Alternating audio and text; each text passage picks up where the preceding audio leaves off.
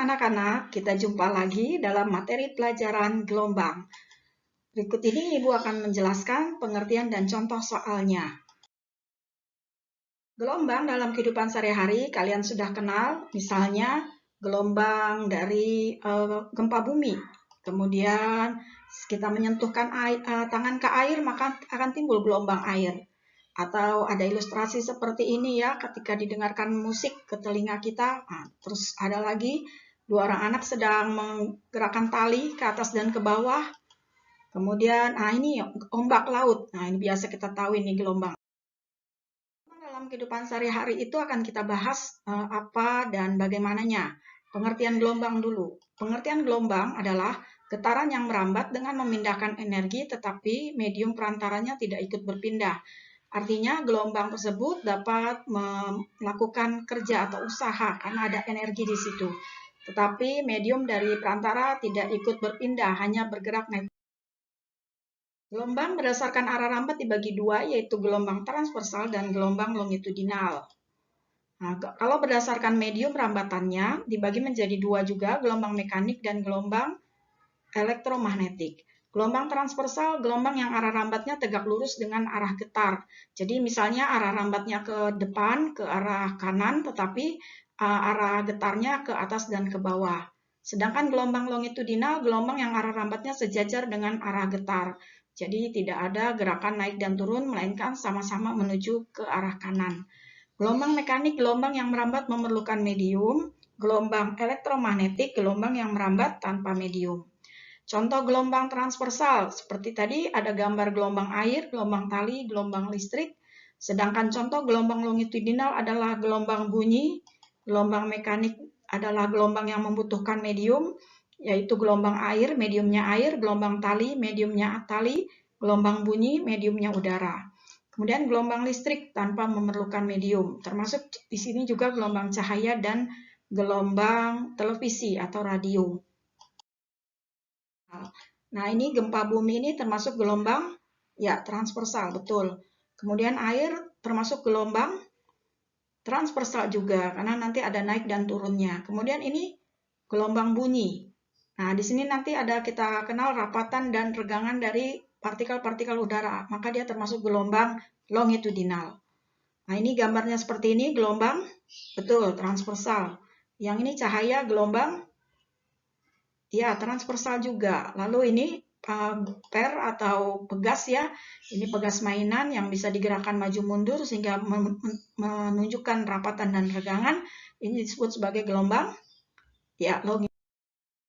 Untuk lebih jelasnya kita lihat di sini gambar dari gelombang transversal, yaitu memiliki ciri bukit dan lembah gelombang.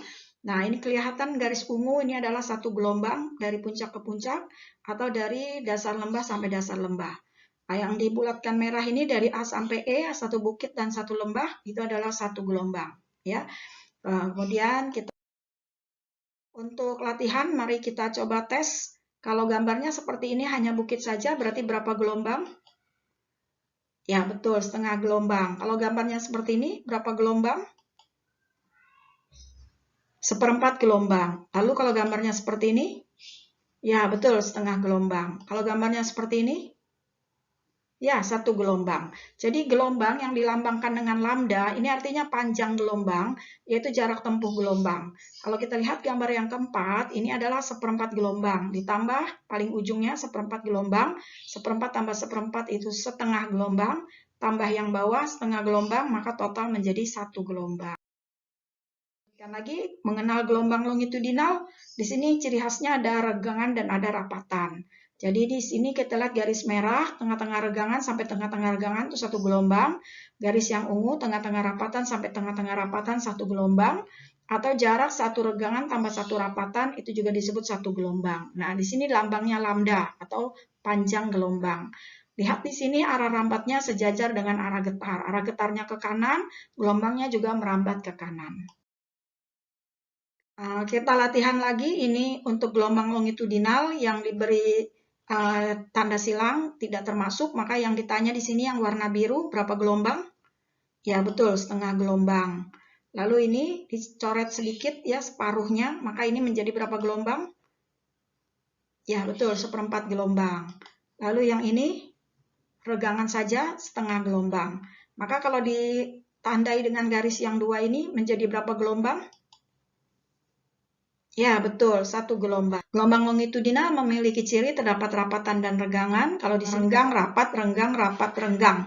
Berarti rapat renggang 1 gelombang, renggang dan rapat 1 gelombang, tambah lagi renggang. Ini 2,5 gelombang. Ya, perhitungannya bisa dari pas dari pinggirnya rapatan sampai pinggirnya regangan 1 gelombang, atau dari tengah-tengahnya. Gambar yang seperti ini, gerakan dari A, B, C, D, E, satu bukit, satu lembah, berarti 1 gelombang. Atau dari puncak ke puncak, dari B sampai F, itu 1 gelombang. Atau dari dasar lembah sampai ke dasar lembah, D sampai H, itu juga 1 gelombang. Jadi 1 gelombang itu gerakannya dari, misalnya kita mulai dari E, maka nanti E, F, G, H, I, itu 1 gelombang, ya.